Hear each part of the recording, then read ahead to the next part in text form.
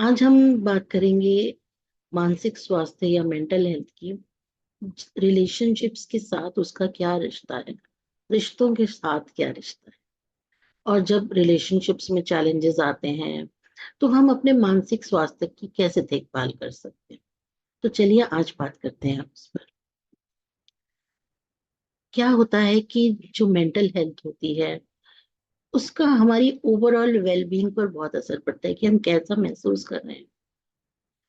और जब हम बात करते हैं रिश्तों की, रिश्तों के ऊपर मानसिक स्वास्थ्य का बहुत प्रभाव पड़ता है और मानसिक स्वास्थ्य का रिश्तों पर बहुत प्रभाव पड़ता है।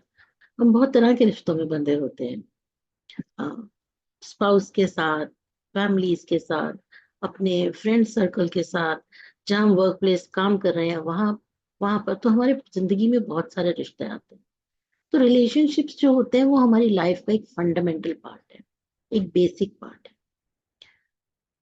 तो आज हम क्या करेंगे, आज हम कुछ स्ट्रेटजीज या इंसाइट्स या कुछ सोच विचार करेंगे जिससे आप एक बहुत जो मानसिक स्वास्थ्य है उसको लेके आप स्वस्थ महसूस करेंगे।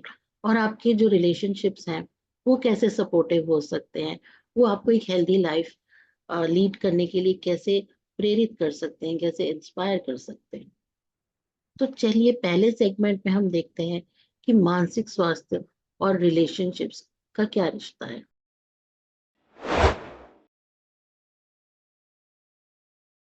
बहुत तरह की रिसर्च होती रहती है साइंस में, साइकोलॉजी के ऊपर रिसर्च, ह्यूमन बिहेवियर पर रिसर्च।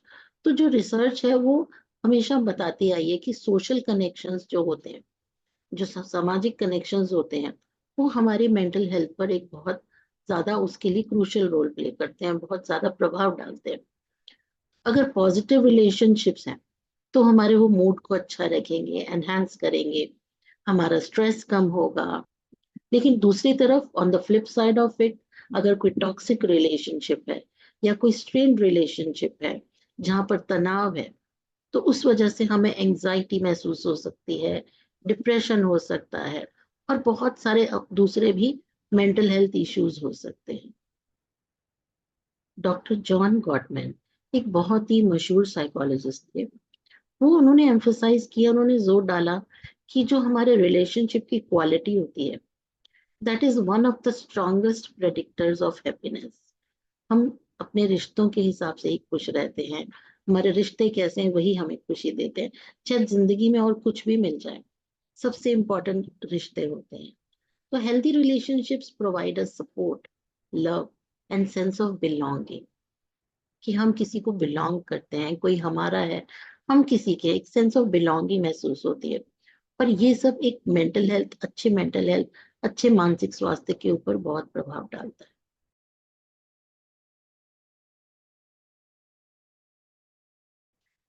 और दूसरा सेगमेंट, क्या चैलेंजेस हम फेस करते हैं रिलेशनशिप्स में। बहुत चैलेंजेस फेस करते हैं, रिलेशनशिप कोई भी स्मूथ नहीं होता, बहुत तरह के चैलेंजेस हमें डे टू डे लाइफ में फेस करने पड़ते हैं।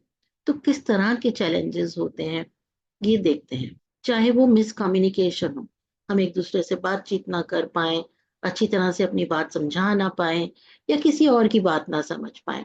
मिसकम्युनिकेशन बहुत बार हो जाती है, चाहे वो किसी दोस्त के साथ हो, ट्रस्ट इश्यूज हो पार्टनर के साथ, या फिर लड़ाई झगड़ा हो, कॉन्फ्लिक्ट्स हो एट प्लेस ऑफ वर्क। ये जो चुनौतियां आती हैं ये नॉर्मल है, ये हमेशा आती हैं और सबको आती हैं। लेकिन उनको रिकॉग्नाइज करना, उनको पहचानना, वो हमारे लिए बहुत जरूरी है कि हमें ये चुनौतियों का सामना करना पड़ता है। तो ये इन चुनौतियों को समझना और जानना बहुत ज्यादा जरूरी है, और पहचानना ज्यादा जरूरी है कि क्या हमें चुनौतियों का सामना करना पड़ रहा है। तो और जो हम कैसे, अगर हम ये बात एक्सेप्ट कर लेंगे कि हाँ हमारे रिश्तों में चुनौतियां हैं, तो हम उनको हैंडल कैसे करें ये भी हम समझ सकते हैं। तो किस तरह की कम्युनिकेशन ब्रेकडाउन हो सकती हैं ये देखिए कि अगर आप अच्छी तरह से बातचीत नहीं करते हैं अपने दोस्तों के साथ, अपने पार्टनर के साथ, वहाँ फ्रस्ट्रेशंस आ जाती हैं, वहाँ रिजेंटमेंट हो सकती है। तो सबसे ज्यादा कम्युनिकेशन को लेकर एक स्ट्रगल होता है। तो कम्युनिकेशन सबसे ज्यादा इंपॉर्टेंट है किसी भी रिश्ते के लिए। और बहुत लोग अज्यूम कर लेते हैं कि सामने वाला हमें तो समझता ही होगा, या सामने वाला समझता है कि हम उसके मन की बात समझ लेंगे, जो कि हर बार पॉसिबल नहीं होता। एक क्लियर कम्युनिकेशन अगर ना हो तो मिसअंडरस्टैंडिंग्स होती ही होती हैं, हम एक दूसरे को गलत समझते हैं ऐसे में। और अगर ट्रस्ट इश्यूज की बात करें, जो ट्रस्ट है, जो विश्वास है, आपसी विश्वास है, वो एक रिश्ते को स्ट्रांग बनाता है, एक मजबूत बनाता है। और लेकिन जब वो ट्रस्ट ब्रेक हो जाता है, जब वो विश्वास टूट जाता है, उसे दोबारा जोड़ना, उसे रीबिल्ड करना बहुत मुश्किल होता है। उसी तरह से जब डिसएग्रीमेंट्स होती हैं, जैसे हम ऑफिस जाते हैं, अपने प्लेस ऑफ वर्क में अपने कलीग्स के साथ, कई बार ऐसा होता है कि वो हमारी बात से सहमत नहीं होते और हम उनकी बात से सहमत नहीं होते। तो डिसएग्रीमेंट्स तो होनी ही होनी है, लेकिन हम उन्हें मैनेज कैसे करते हैं, उन्हें रिजॉल्व कैसे करते हैं, उन डिसएग्रीमेंट्स को खत्म कैसे करते हैं, वो बहुत ज्यादा जरूरी है, उस पर काम करना।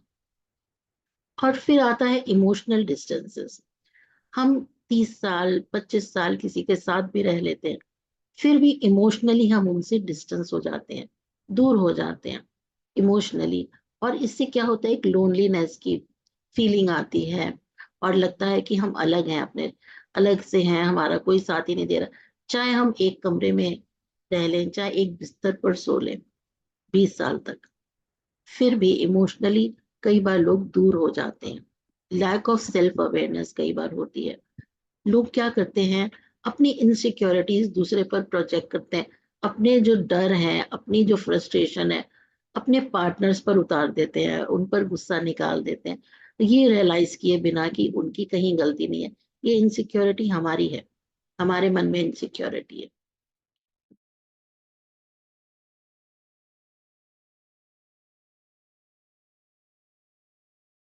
तो हम, ये जो वेलबींग इन रिलेशनशिप है, जो हमारे जिस पे मानसिक स्वास्थ्य पर असर पड़ता है, उसको कैसे सही रख सकते हैं। How do we navigate these challenges and maintain wellbeing. तो देखिए कुछ स्ट्रेटजीज, कौन सी स्ट्रेटजीज आप अपना सकते हैं।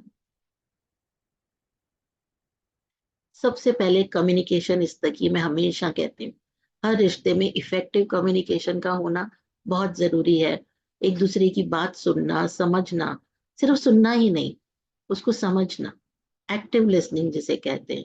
ये नहीं कि एक इंसान बैठकर पास में बोल रहा है और दूसरा फोन लिए बैठा है और वो इंस्टाग्राम के रील्स स्क्रॉल कर रहा है। नहीं, एक्टिव लिसनिंग जरूरी है, उसे एब्जॉर्ब करना जरूरी है, उसे समझना जरूरी है कि सामने वाला बोल क्या रहा है।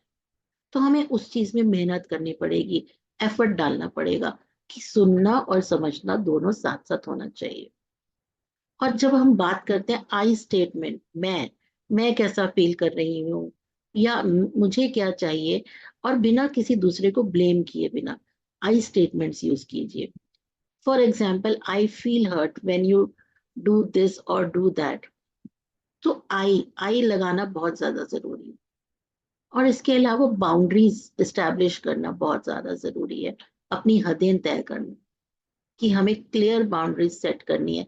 हर रिश्ते में बाउंड्रीज का होना जरूरी है, चाहे माँ और बच्चे का रिश्ता हो, चाहे पति पत्नी का रिश्ता हो, चाहे किसी दोस्त का रिश्ता हो, बाउंड्रीज का सेट होना बहुत ज्यादा जरूरी है। नहीं तो हम बाउंड्रीज अगर सेट नहीं करेंगे तो हम एक दूसरे की रिस्पेक्ट भी नहीं कर पाएंगे। सेल्फ केयर पे बहुत ज्यादा ध्यान दीजिए, अपना ख्याल रखिए, take care of your own mental health, क्योंकि आपकी मेंटल हेल्थ आपके लिए सबसे ज्यादा महत्वपूर्ण है, सबसे ज्यादा इम्पोर्टेंट है। तो ऐसी एक्टिविटीज में एंगेज कीजिए जिसमें आपको रिलैक्सेशन मिलता हो, आपको रिजुविनेशन मिलता हो, चाहे वो एक्सरसाइज है, मेडिटेशन है, हॉबीज है, या कई बार अकेला रहना भी बहुत अच्छा लगता है। Spending time alone is a kind of self care, जो मी टाइम कहते हैं, जो मैं अकेले में क्या करना चाहती हूँ। तो spending time alone is also very important. और अगर कुछ भी काम नहीं करता तो प्रोफेशनल हेल्प तो ली जा सकती है। प्रोफेशनल हेल्प लेने के लिए घबराइए मत, संकोच मत कीजिए। अगर आप फेस कर रहे हैं बहुत सीरियस इश्यूज, तो आप एक थेरेपिस्ट या काउंसलर के पास जा सकते हैं। तो प्रोफेशनल गाइडेंस आपको बहुत तरह के वैल्यूएबल टूल्स या तरीके सिखा सकते हैं वहां पर, कि आप अपने रिलेशनशिप चैलेंजेस को कैसे हैंडल कर सकते हैं। और सबसे एक बहुत ज्यादा इंपॉर्टेंट चीज है, फॉस्टर ट्रस्ट। अपने विश्वास पर विश्वास रखिए, foster trust. Be honest and transparent with each other. हर रिश्ते में ईमानदारी का होना बहुत ज्यादा जरूरी है। और कई रिश्तों का जो बेसिस होता है, जो नींव होती है, वो होती ही ईमानदारी है। तो बी ऑनेस्ट एंड ट्रांसपेरेंट। जो ट्रस्ट लेकिन एक दिन में नहीं बनता, 2 दिन में नहीं बनता, it takes time to build. और कंसिस्टेंट और रिलायबल बिहेवियर को देखकर ही ट्रस्ट बनता है। जब दो लोगों की लड़ाई हो जाती है, कॉन्फ्लिक्ट होती है, तो कोशिश कीजिए कॉन्फ्लिक्ट रेजोल्यूशन पे। कैसे उस लड़ाई को खत्म किया जा सकता है, कैसे उस मन मुटाव को खत्म किया जा सकता है। तो प्रॉब्लम सॉल्विंग माइंडसेट होना इसके लिए बहुत जरूरी है। ब्लेम गेम की जगह प्रॉब्लम सॉल्विंग माइंडसेट, ये डेवलप करने की कोशिश कीजिए। Focus on finding a solution rather than winning the argument. लड़ाई जीतना जरूरी नहीं है, लड़ाई को खत्म करना जरूरी है।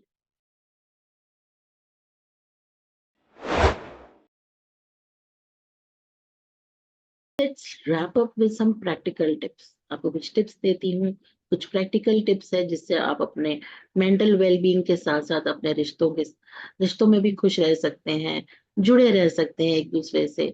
तो सबसे पहला है daily check in. Spend few minutes each day checking with your partner and you how you both are feeling.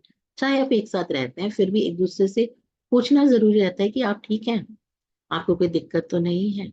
तो ये एक दूसरे से पूछना, अपने पार्टनर से पूछना या उसकी तकलीफों में साथ देना बहुत जरूरी है। And stay connected, make time for each other, regularly check in. चाहे फोन कीजिए, मैसेज कीजिए, एक दूसरे का हाल चाल पूछिए, अपने एक्सपीरियंसेस शेयर कीजिए और अप्रिसिएशन एक्सप्रेस कीजिए। अगर किसी ने आपके लिए कुछ किया है, चाहे कुछ थोड़ा सा किया है, फिर भी अप्रिसिएशन एक्सप्रेस करना बहुत ज्यादा जरूरी है एक रिश्ते को मजबूत बनाने के लिए। एक ग्रेटिट्यूड जर्नल, जिसमें आप अपना नोट डाउन कर सकते हैं कि आप सामने वाले की कौन सी बात को अप्रिशिएट कर रहे हैं या आप किन चीजों को लेके ग्रेटिट्यूड दिखा सकते हैं। वो एक ग्रेटिट्यूड जर्नल, उसको मैनेज करिए, आपको बहुत अच्छा लगेगा वो मैनेज करके। Then many mindfulness practices are there, so you can engage in mindful practices। जैसे आप मेडिटेशन कीजिए, योगा कीजिए, नेचर के साथ टाइम बिताइए, और नहीं तो चहचहाती चिड़ियों को सुनिए। तो आपका जो स्ट्रेस है वो बहुत रिड्यूस हो जाएगा। आपका खुद के साथ एक कनेक्शन जो होता है वो बनेगा। और क्वालिटी टाइम डेडिकेट करना पार्टनर्स को एक दूसरे के साथ, चाहे आप बैठकर एक दूसरे के साथ टीवी देखिए, वॉक्स पे जाइए या एक साथ कुकिंग कीजिए, बातें कीजिए, जोक्स क्रैक कीजिए। ये सब बहुत ही रिफ्रेशिंग होता है। तो आज के लिए ये एपिसोड यही रैप अप करती हूँ। और अगर आपको इस वीडियो पसंद आया हो तो उसे प्लीज लाइक कीजिए, शेयर कीजिए, और अगर अब तक चैनल सब्सक्राइब नहीं किया तो जरूर कीजिए। See you in the next video.